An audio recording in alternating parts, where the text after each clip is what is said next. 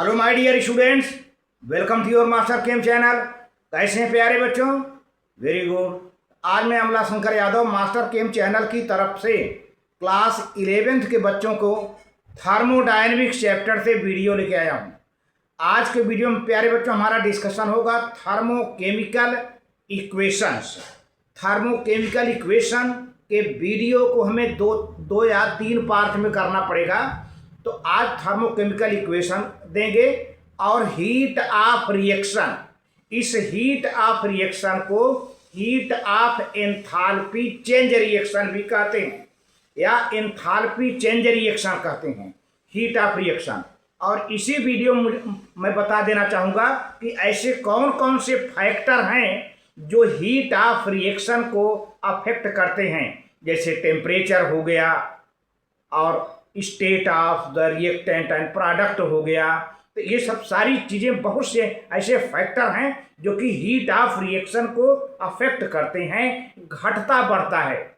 जैसे वाटर बन रहा है प्रोडक्ट में कभी स्टीम के रूप में, कभी वाटर बन रहा है प्रोडक्ट में लिक्विड के रूप में, कभी वाटर बन रहा है प्रोडक्ट में सॉलिड के रूप में। तो ये सब सारी बातें हीट ऑफ रिएक्शन को प्यारे बच्चों अफेक्ट करती हैं, उसके वैल्यू को अफेक्ट करती हैं। ये सब हम डिस्कशन करेंगे इसी वीडियो में। तो हमारा मुख्य रूप से इस वीडियो में दो पार्ट रहेगा, थर्मोकेमिकल इक्वेशंस, कुछ एग्जाम्पल और heat of reaction, factors affecting the heat of reaction, मतलब heat of enthalpy change reaction या एंथैल्पी चेंज रिएक्शन इसको कहते हैं।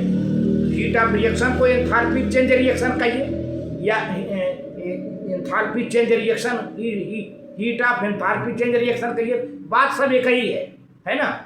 और इसके बाद और ढेर सारे रिएक्शन हैं, enthalpy of formation, enthalpy of sublimation, तो एंथैल्पी ऑफ कंबस्शन। तो इस सारे रिएक्शन को हम अगले वीडियो में करेंगे, इसीलिए मैंने पहले बता दिया कि ये थर्मोकेमिकल इक्वेशन थोड़ा लंबा है, इसके लिए हमको एक दो वीडियो और बनाने पड़ेंगे प्यारे बच्चों। तो चलते हैं आगे, प्रोसीड करते हैं। हाँ तो प्यारे बच्चों, ये क्लास 11th लेक्चर नंबर 15 है, थर्मोडायनेमिक चैप्टर का नाम है और हमारा जो टॉपिक चलेगा थर्मोकेमिकल इक्वेशंस। थर्मोकेमिकल इक्वेशन बिल्कुल बैलेंस इक्वेशन होता है, जो स्टैकोमेट्रिक क्वांटिटीज हैं या जो नंबर्स हैं बिल्कुल इक्वेशन को बैलेंस में होते हैं, बैलेंस में किए हुए लिखे होते हैं।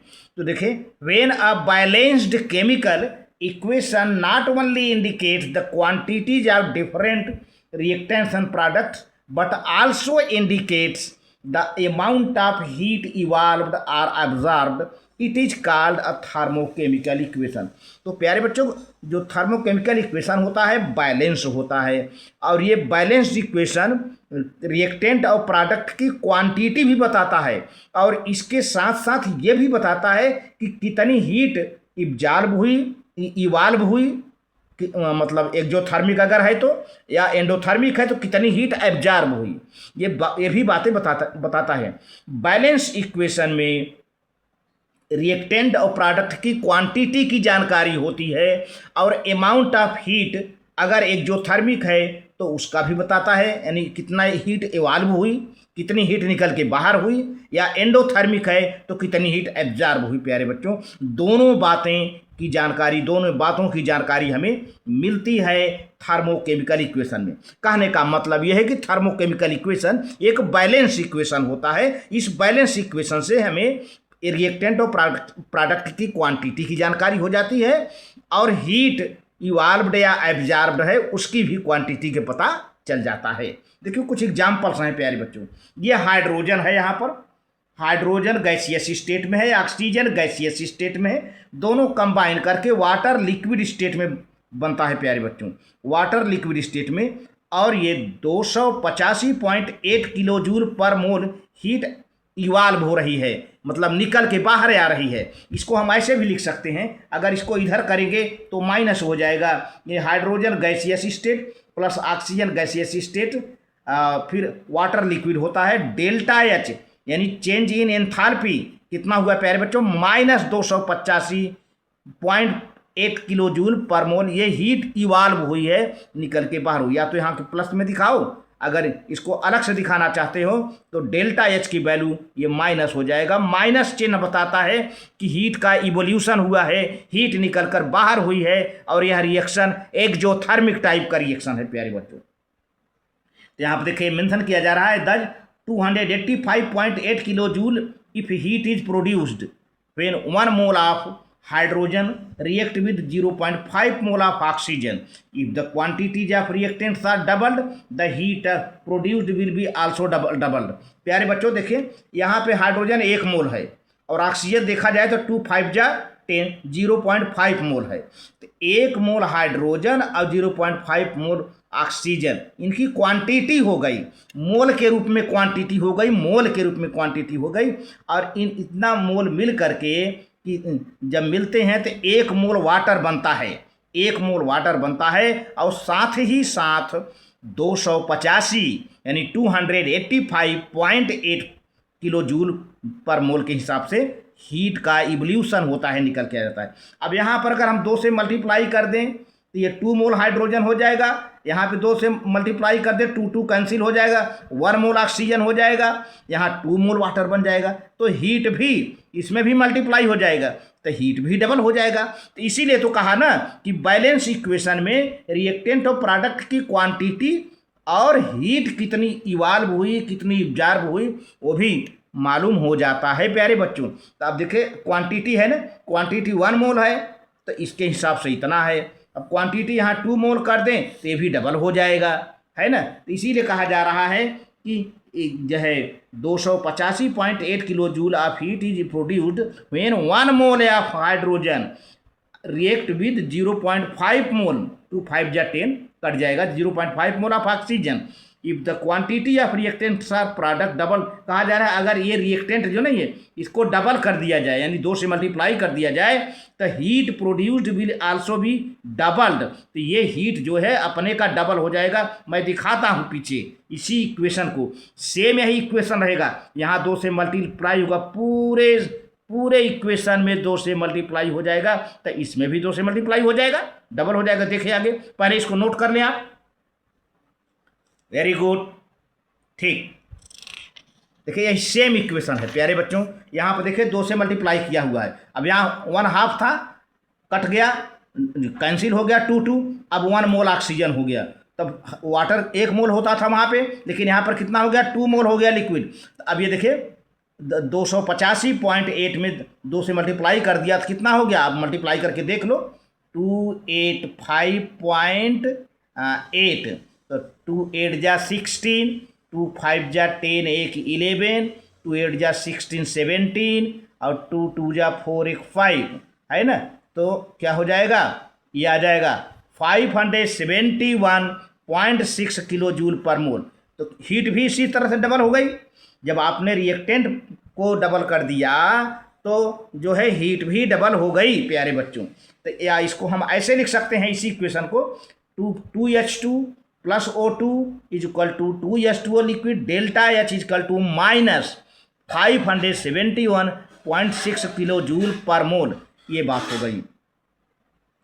अब थर्मोकेमिकल इक्वेशन लिखते टाइम कुछ आवश्यक बातें हैं, कैसे हम लिखते हैं। हालांकि मैंने बता भी दिया है, लेकिन फिर भी आपको कुछ चीज़ें छूट रही हैं, उसको आप जानकारी करें। देखें, जब भी थर्मोकेमिकल इक्वेशन लिखें तो प्यारे बच्चों उसका फिजिकल स्टेट जरूर लिखें, क्योंकि फिजिकल स्टेट से ये हीट की वैल्यू बहुत डिपेंड करता है।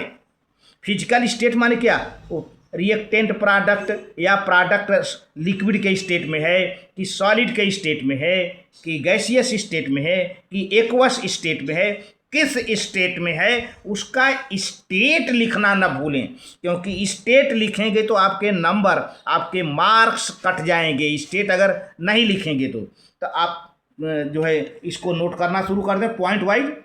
फॉर एक जो thermic reactions delta H is negative, पहला काम कि अगर डेल्टा H निगेटिव है, क्वेश्चन में, सवाल में जो पेपर में छपा है, अगर डेल्टा H की वैल्यू निगेटिव है तो तो आपको समझ लेना चाहिए कि दैट रिएक्शन इज एक्सोथर्मिक, मतलब उस रिएक्शन में हीट निकल के बाहर आ रही है। Whereas for endothermic reaction delta H is positive. अगर प्यारे बच्चों डेल्टा एच की वैल्यू पॉजिटिव दिया है तो आप समझ लो कि हीट एब्जॉर्ब हो रही है और रिएक्शन एंडोथर्मिक टाइप का है। अच्छा, दूसरा point, unless otherwise mentioned delta H values for the standard state of the substance that is 298 kelvin and 1 bar pressure. तो प्यारे बच्चों डेल्टा एच की वैल्यू, सॉरी बच्चों लाइट कट जाने की वजह से थोड़ा वीडियो घबरा गया था, कोई बात नहीं है, पॉइंट आपको सारे मिलेंगे। तो सम कन्वेंशन अबाउट थर्मोकेमिकल इक्वेशंस। तो थर्मोकेमिकल इक्वेशन लिखते टाइम कुछ ज़रूरत की बातें हैं जिसको आपको नहीं भूलना चाहिए और समझ लेना चाहिए कि एक्सोथर्मिक है कि या एंडोथर्मिक है। जैसे for example for exothermic reaction delta H is negative. अगर क्वेश्चन में डेल्टा एच निगेटिव दिया है तो आप समझ लीजिए कि वह रिएक्शन एक्सोथर्मिक है, इसका मतलब होता है कि हीट निकल के बाहर आ रही है। Whereas for endothermic reaction delta H is positive. अगर आपके क्वेश्चन में डेल्टा एच की वैल्यू पॉजिटिव दिया है तो आपको समझ लेना चाहिए कि रिएक्शन कैसा है, एंडोथर्मिक, मतलब हीट एब्जॉर्ब हो रही है।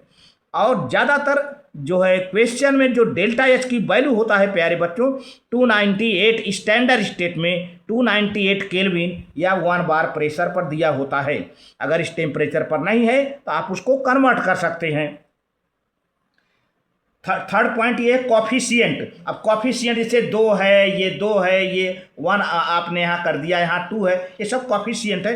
कॉफिशिएंट प्यारे बच्चों ये नंबर ऑफ मोल को बताते हैं, number of mole. The coefficient of different substances represent the number of moles reacted and formed for the heat change represented in the equation. अब देखिए ये कॉफिशिएंट बताता है कि 2 mole of water is formed, 2 mole of water liquid form. ये coefficient बताता है कि 1 mole of oxygen is reacting. ये कॉफिशिएंट बताता है कि 2 mole of hydrogen is reacting with 1 mole of oxygen and farming 2 mole of water liquid. तो coefficient number of mole को बताते हैं प्यारे बच्चों। अब रही बात जो कि सबसे इंपॉर्टेंट है, the physical state. Physical state कैसा है भाई? Physical state solid, liquid, gas etcetera of the different substances must be mentioned as the heat change. प्यारे बच्चों जब भी हीट चेंज में हो तो आपको फिजिकल स्टेट जरूर मेंशन कर देना चाहिए, क्योंकि फिजिकल स्टेट एंथैल्पी डिपेंड करता है। आप देख लीजिए एग्जाम्पल में, पहले आप इसको नोट कर लीजिए, बहुत बढ़िया, ठीक। अब देखिए evolved or absorbed depend upon the physical state. मैंने बताया ना कि जो भी हीट निकल के बाहर आती है फिजिकल स्टेट पर डिपेंड करता है प्यारे बच्चों, फिजिकल स्टेट पर डिपेंड करता है, फिजिकल स्टेट पर यहाँ पर जो है। If the coefficient of the substances are multiplied or divided by the same number, the value of delta H is multiplied or divided by the same number। अगर आप कॉफिशिएंट को मल्टीप्लाई करते हैं तो डेल्टा एच की value भी multiply करना होगा उतने नंबर से। अगर कॉफिशिएंट को डिवाइड करते हैं तो हीट ऑफ रिएक्शन को भी डिवाइड करना होगा उतने ही नंबर से। तो if the reaction is reversed, अगर रिएक्शन को हम उलट दें यानी प्रोडक्ट को रिएक्टेंट बना दे, रिएक्टेंट को प्रोडक्ट बना दे, तो डेल्टा एच की वैल्यू जो है बदल जाएगी, उसकी साइन बदल जाएगी। मान लीजिए कि एक रिएक्शन है और ए है और ए बी में बदल रहा है, डेल्टा एच की वैल्यू पॉजिटिव है। डेल्टा एच की वैल्यू क्या है प्यारे बच्चों? पॉजिटिव है। अब हम इसको कर दें, क्या कहते हैं, ये मान लीजिए देखिए ए है और ये बी बन गया, डेल्टा एच की वैल्यू यहाँ पर पॉजिटिव है। अब हम इसको उलट देते हैं, रिएक्शन को, बी को रिएक्टेंट बना देते हैं, ए को प्रोडक्ट बना देते हैं, तब डेल्टा एच क्या हो जाएगा प्यारे बच्चों? निगेटिव हो जाएगा, तो रिवर्स हो जाएगा। यही बात बताई जा रही है कि if the reaction is reversed the sign of delta H changes but magnitude remains same. Magnitude यही रहेगा। मान लीजिए यहाँ पे +45 है, डेल्टा एच की वैल्यू यहाँ पर +45 है, तो यहाँ पर क्या हो जाएगा, -45 हो जाएगा, यानी मैग्नीट्यूड वही रहेगा, साइन बदल जाएगा प्यारे बच्चों। अब हीट ऑफ रिएक्शन और एंथैल्पी ऑफ रिएक्शन और एंथैल्पी चेंज ऑफ रिएक्शन, मैंने बताया था ना, ये बच्चे एक ही नाम जानते हैं। यहाँ पर हीट ऑफ रिएक्शन लिखा है, तो किताबों में ज़्यादातर हीट ऑफ रिएक्शन ही मिलता है, इसको एंथैल्पी ऑफ रिएक्शन भी कहते हैं, और आगे बढ़िए तो एंथैल्पी चेंज ऑफ रिएक्शन भी कहते हैं, है ना, वही बात डेल्टा एच है। Heat of reaction delta H ही है, हीट ऑफ रिएक्शन है, enthalpy of reaction, enthalpy change of reaction, तीनों में से कोई एक है, तीनों सब सही है। तो देखिए, amount of heat evolved or absorbed in a chemical reaction when the number of moles of the reactants are represented by the chemical equations have completely reacted is called the heat of reaction or enthalpy of the reaction। तो प्यारे बच्चों, जो number of moles of reactant completely react कर चुके हों, जो number of moles of reactant completely react कर चुके हों और कंप्लीटली रिएक्शन करने के बाद जो हीट निकल के बाहर आती है या एब्जॉर्ब होती है, किस टाइप का रिएक्शन है, that is called enthalpy change या हीट ऑफ रिएक्शन। प्यारे बच्चों देखिए, अब यहाँ पर आपको दोनों बातें दिखेगी। यहाँ पे वाटर देखिए, यहाँ पे मेथेन है, एंथैल्पी चेंज, ये मेथेन का 1 मोल है, ऑक्सीजन का 2 मोल है, और कार्बन डाइऑक्साइड का 1 मोल है, और वाटर का 2 मोल है, लिक्विड वाटर है। कैसा वाटर है, लिक्विड वाटर है प्यारे बच्चों। अब ऐसे में डेल्टा एच की वैल्यू आ जाती है प्यारे बच्चों, डेल्टा एच की वैल्यू आ जाती है क्या, -890.4 किलो जूल पर मोल, -890.4 किलो जूल पर मोल प्यारे बच्चों। अब देखिए, यहाँ पर ये मीथेन का 1 मोल है, ऑक्सीजन का 2 मोल है, कार्बन डाइऑक्साइड का 1 मोल बन रहा है प्रोडक्ट में, वाटर का 2 मोल, वाटर लिक्विड है प्यारे बच्चों। अब दूसरे इक्वेशन में देखिए, कार्बन सॉलिड है, ये सब गैसियस है, देख रहे हैं ना, यहाँ पे वाटर लिक्विड है, कार्बन डाइऑक्साइड लिखे हैं, water carbon liquid, carbon solid है, वाटर गैसियस स्टेट में है, वाटर यहाँ गैसियस स्टेट में है, कार्बन मोनोऑक्साइड गैसियस स्टेट में है, हाइड्रोजन गैसियस स्टेट में है प्यारे बच्चों। और डेल्टा एच की वैल्यू +131 -4 किलो जूल पर मोल है। डेल्टा एच की वैल्यू 131 + 131.4 किलो जूल पर मोल है, यहाँ माइनस नहीं है, 131.4 किलो जूल पर मोल है। और यहाँ पर डेल्टा एच की वैल्यू -890.4 किलो जूल पर मोल है प्यारे बच्चों। तो आप देख लो, यहाँ पे वाटर गैसियस स्टेट में है, यहाँ पर वाटर लिक्विड स्टेट में है। The first equation indicates that when 1 mole of methane, यानी 16 ग्राम, 1 मोल मेथेन माने 16 ग्राम हुआ, अरे कार्बन का 12, 4 हाइड्रोजन का 12, 4 16। तो पहला इक्वेशन बताता है कि 1 मोल मेथेन मतलब 16 gram methane combine completely with 2 mole of oxygen. 2 mole of oxygen माने कितना होगा, 16 दूना 32, 32 दूना 64 ग्राम ऑक्सीजन से कंप्लीट कंबाइन करता है, तो 890.4 kilo joule of heat is produced.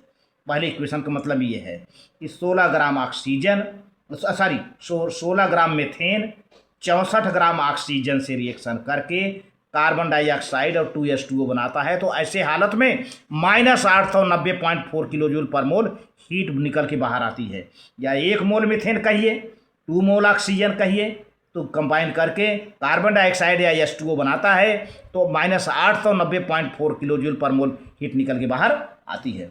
अब सेकेंड इक्वेशन की बारी आई है। Second equation tells that when 1 mole of solid carbon, एक सॉलिड कार्बन 1 मोल है, यहाँ पर कुछ नहीं लिखा है, 1 मोल माना जाएगा। सॉलिड कार्बन यानी 12 ग्राम कार्बन कार्बन का मोलर मास कितना होता है, 12 ग्राम। तो सॉलिड कार्बन यानी 12 gram carbon reacts completely, word क्या आया है, completely, with 1 mole of steam. Steam ये वाटर नहीं है, ये वाटर वेपर है तो स्टीम कहा गया है। 1 mole of steam that is 18 gram steam है तो 131.4 kilo joule per mole heat is absorb, क्योंकि वैल्यू प्लस में दी गई है तो ये एब्जॉर्ब हुई है इतनी हीट प्यारे बच्चों। तो आप इसको नोट कर लें, बहुत बढ़िया।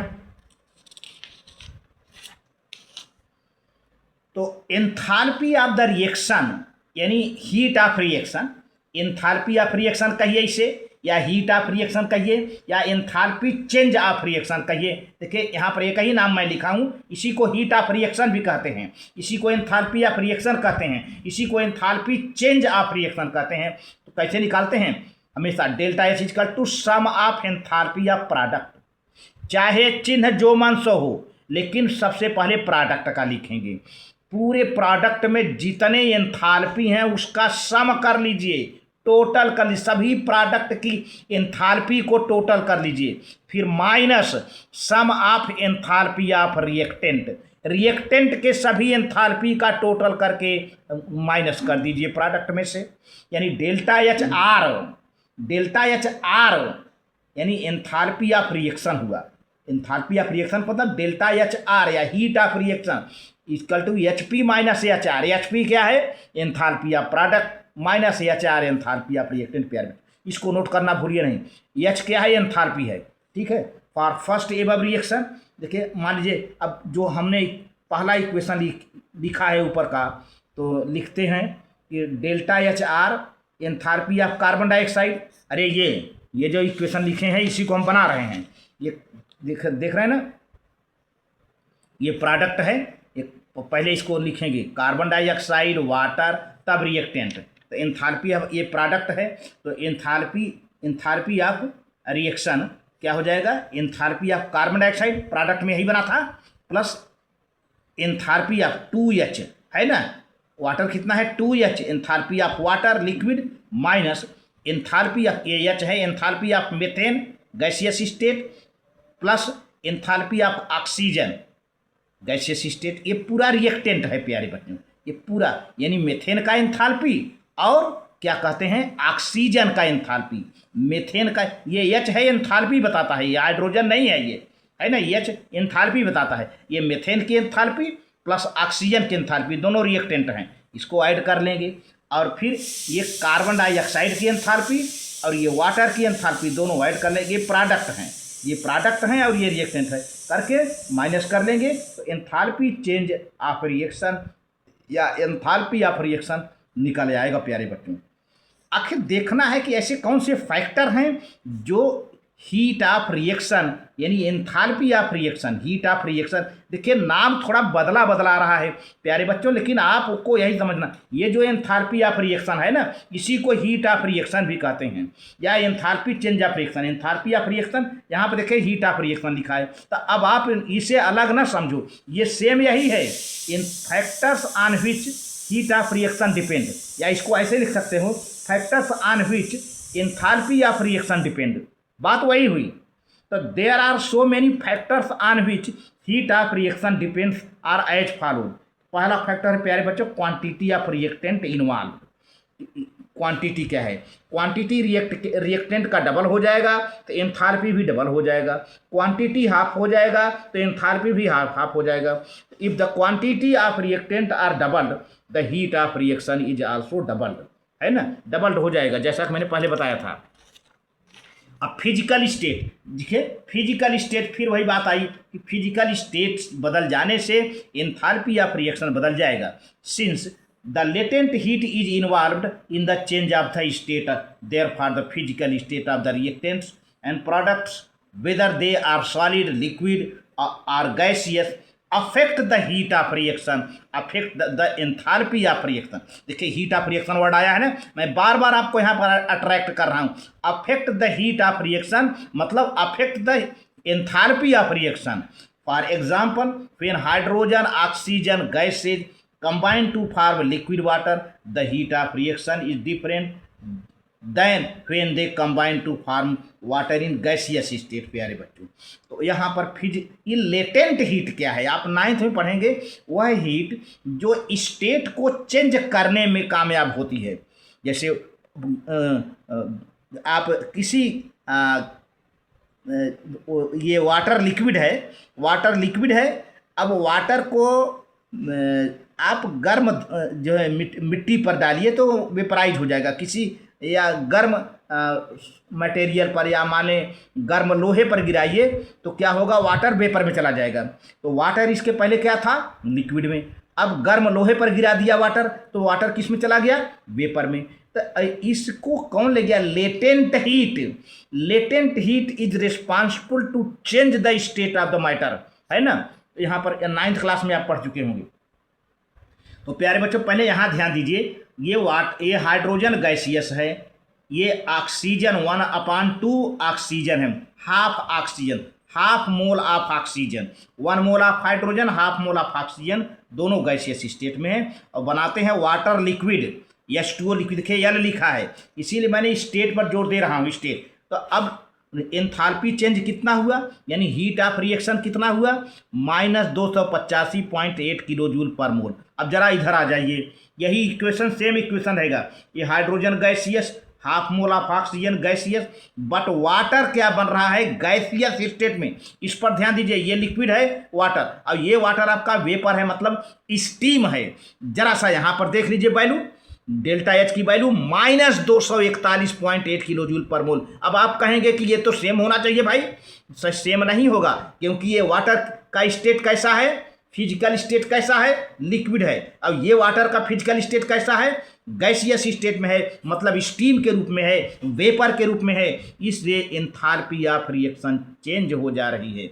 इसीलिए एक टॉपिक का नाम है कि फिजिकल स्टेट भी रिएक्टेंट प्रोडक्ट के एंथैल्पी ऑफ रिएक्शन को, यानी हीट ऑफ रिएक्शन को बदल देता है, चेंज कर देता है। देखिए कैसे, कैसा वैल्यू। इसीलिए इक्वेशन में स्टेट लिखना बहुत ज़रूरी है। स्टेट को लिखने में बच्चे भूल कर देते हैं कि आखिर ये वाटर कैसा बना है। अब आप देखिए दो वैल्यू दिख रहे हैं ना, तो ये क्यों ऐसा हुआ, इसके स्टेट के चेंज। ये दोनों सेम हैं, गैसियस स्टेट में है, लेकिन यह वाटर लिक्विड में है, यह वाटर गैसियस स्टेट में है। एंथैल्पी ऑफ रिएक्शन दोनों का चेंज हो गया है प्यारे बच्चों। तो hence it is essential to write the symbol solid liquid gas. Solid liquid gas जैसा सिंबल इक्वेशन में बच्चों को लिखना चाहिए। तो ठीक है, आप इसे नोट कर लें, आगे बढ़ते हैं। अब कुछ एलोट्रॉपिक मॉडिफिकेशन। एलोट्रॉप्स, एलोट्रॉप माने जो एटम कई फार्म में एग्जिस्ट हो, वही एटम कई फार्म में हो।